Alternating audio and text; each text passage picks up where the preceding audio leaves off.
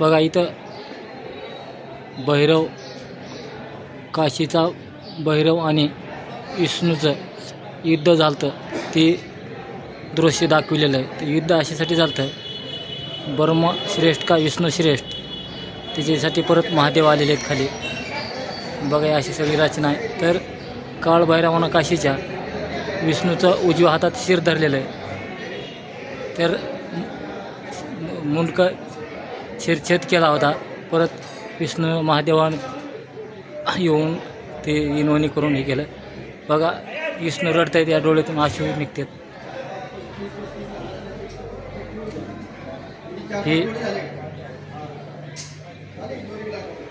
वीर मसोबा इथलं ही छायाचित्र आहे. तर इथं काय लिहिलेलं आहे हे पण वाचा.